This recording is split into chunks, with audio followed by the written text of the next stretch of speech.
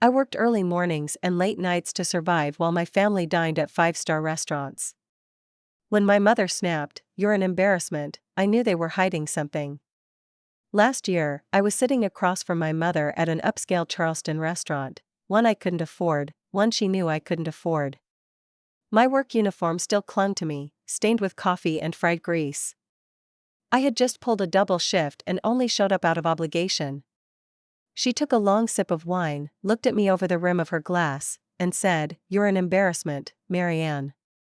And that was the moment I realized everything I had suspected was true. My family had been hiding something big. And I was about to learn just how far they would go to protect their illusion of perfection. I used to think rock bottom was moving back in with your parents after a divorce. That was the story I told myself when I left Atlanta at 27, tired and hollowed out from a marriage that had more broken promises than days in the year. My ex-husband, Lucas, had chipped away at my self-worth until I could barely recognize my reflection. So I packed my things, 2 suitcases, and a tote bag full of grief and came home. The Halbert house was still the pristine, manicured monument it had always been.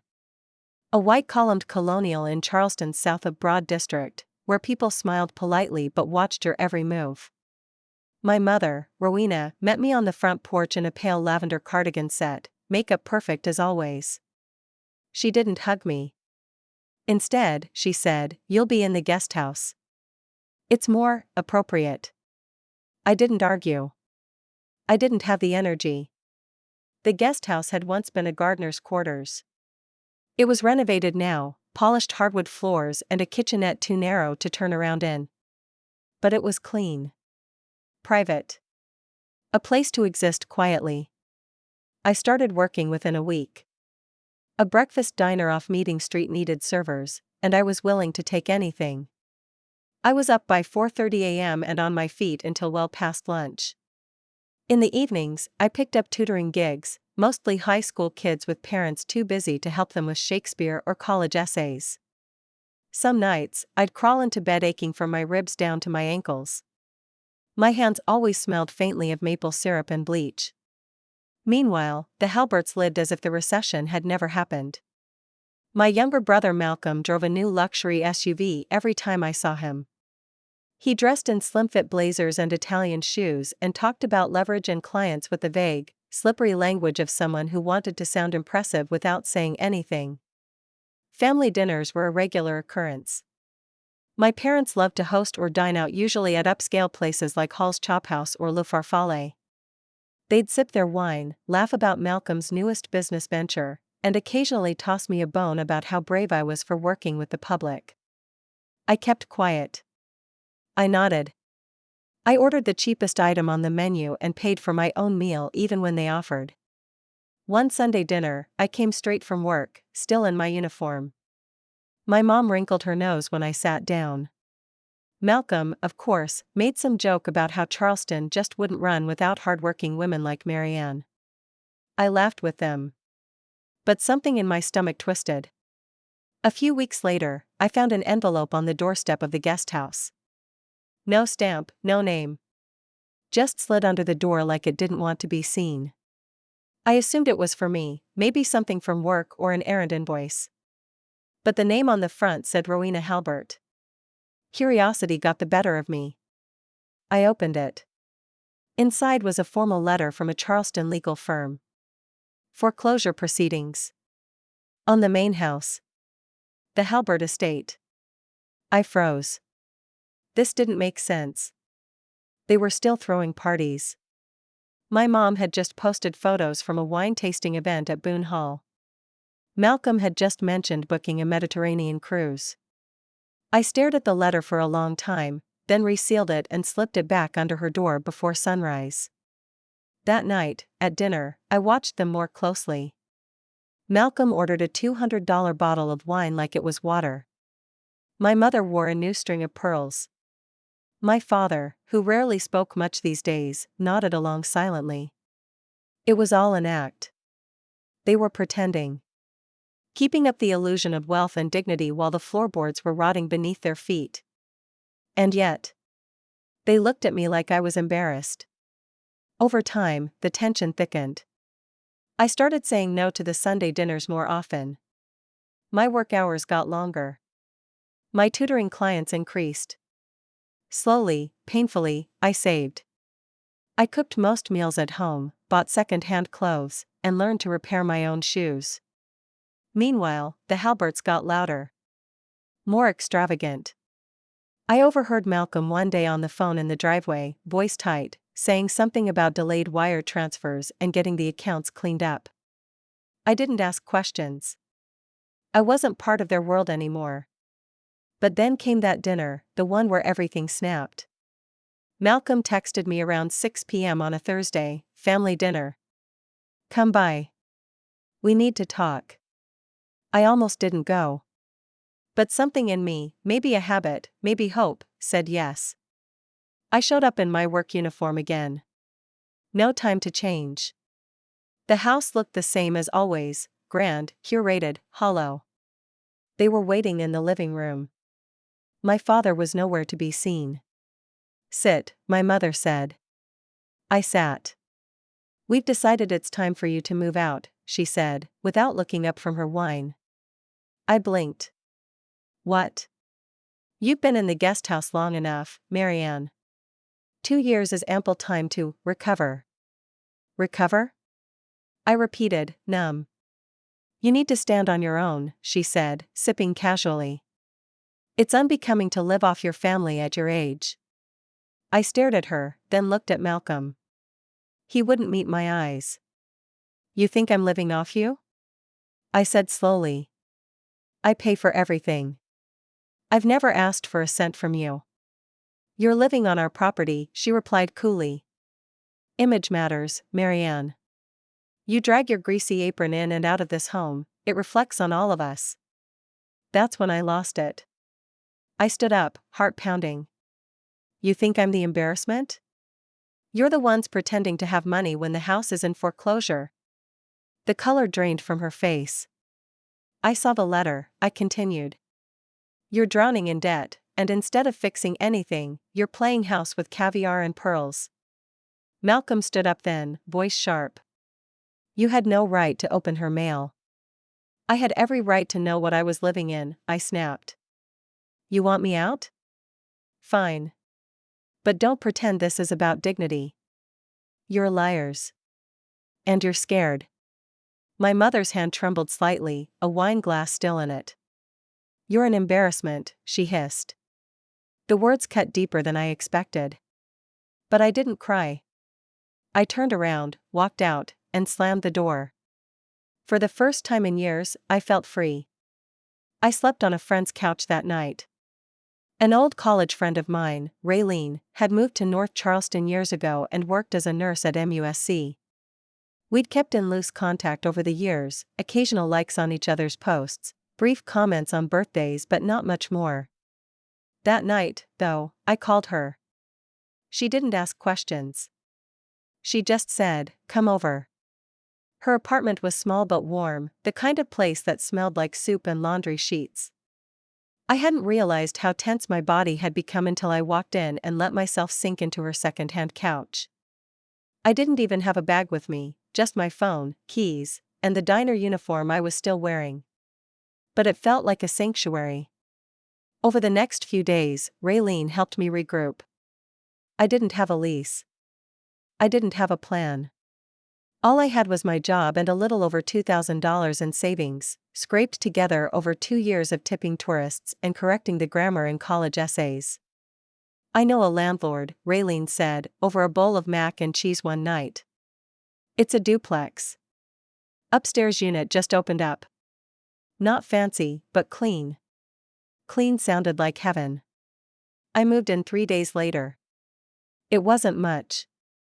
A boxy 2-bedroom on the edge of Park Circle.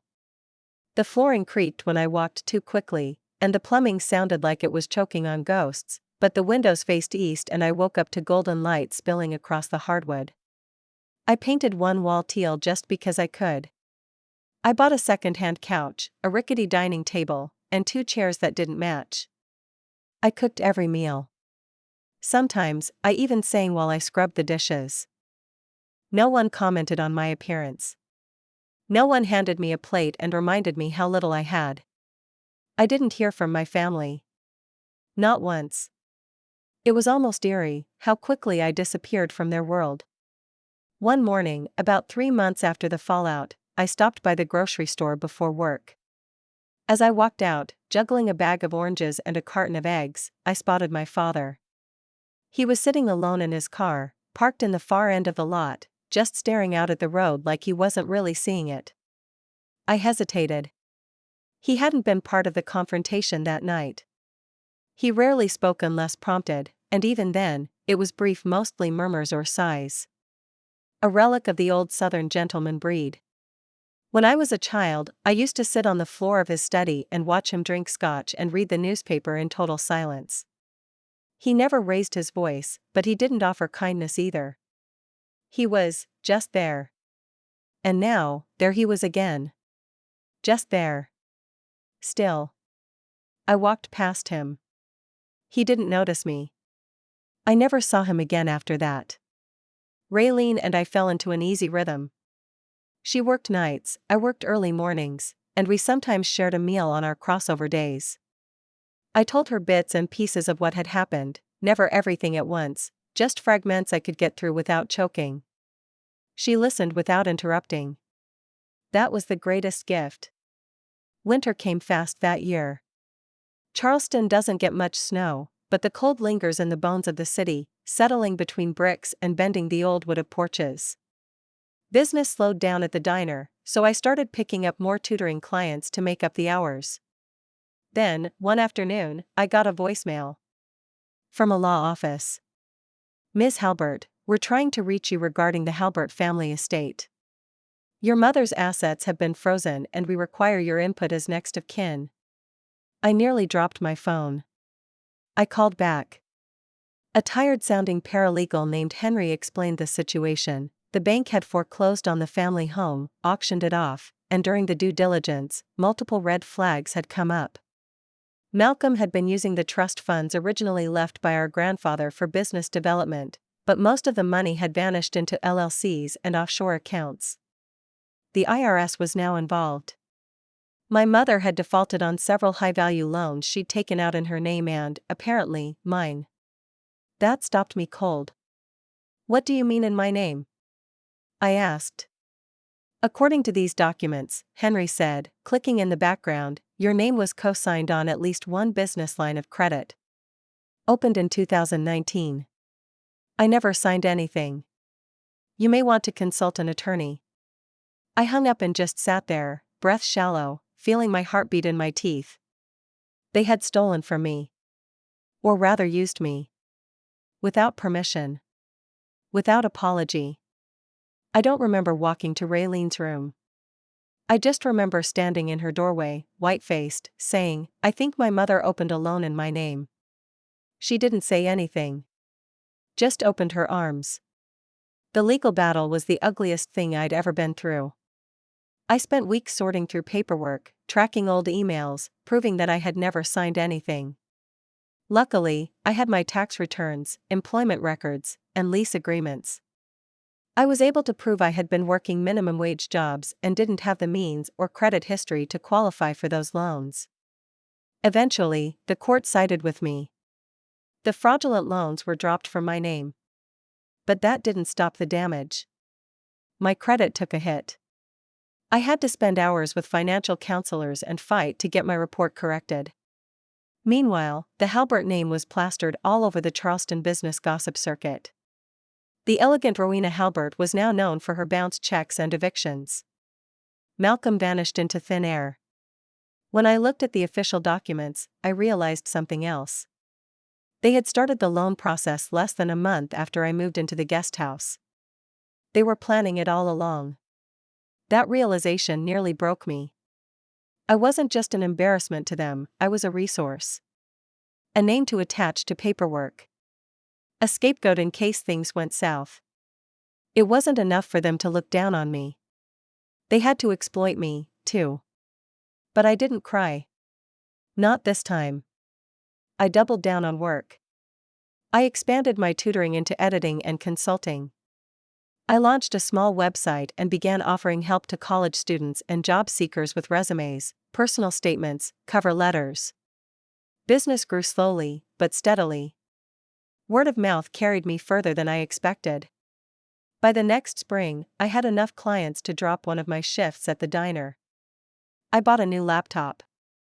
I painted the second bedroom and turned it into an office. I grew something on my own, from scratch.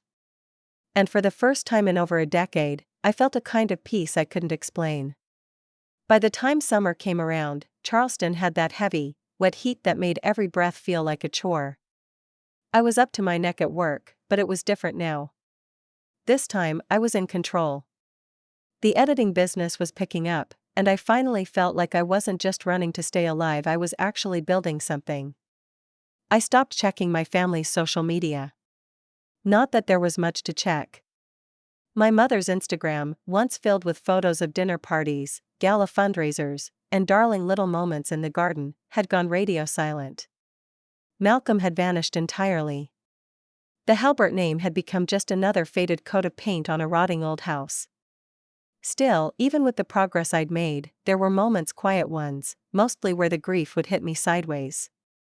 The betrayal didn't always feel like a blade, sometimes it was more like an ache, like realizing the house you grew up in never had proper insulation and every cold gust of wind you felt as a child wasn't just the weather, it was something missing at the foundation.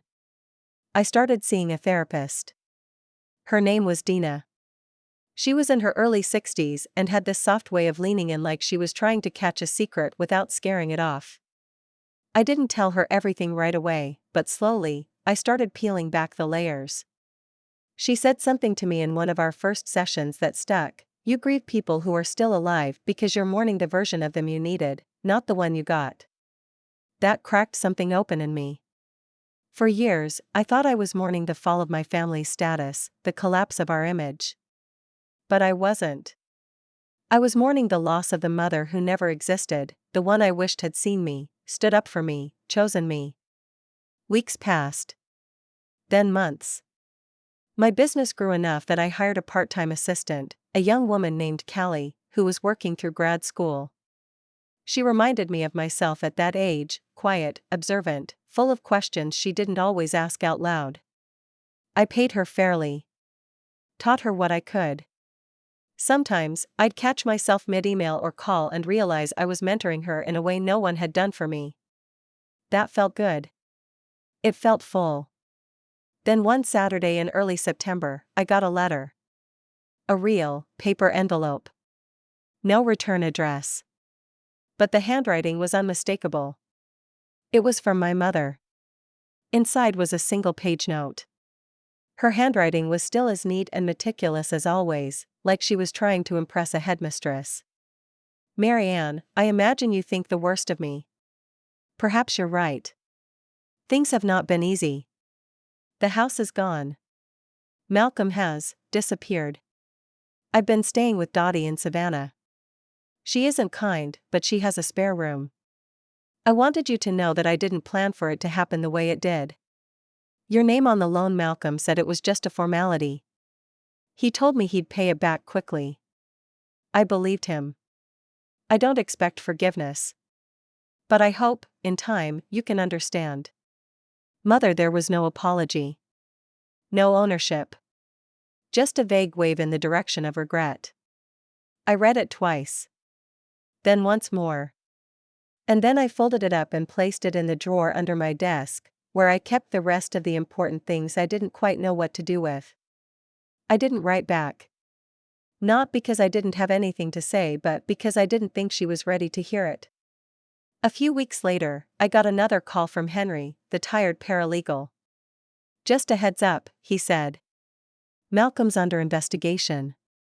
They found some of the missing funds in a Cayman account tied to his firm." I asked if they needed anything from me. "No," he said. "You're in the clear. But I thought you'd want to know." I did. Sort of. Not because I wanted revenge, but because I wanted confirmation that I wasn't crazy. That the gut feeling I'd had for so long that something under the Halbert name had rotted wasn't paranoia. It was real. About 2 months later, I ran into someone I hadn't expected, Miss Holland, my old English teacher from high school. We crossed paths at a used bookstore near the college. She recognized me instantly, even though it had been nearly 2 decades.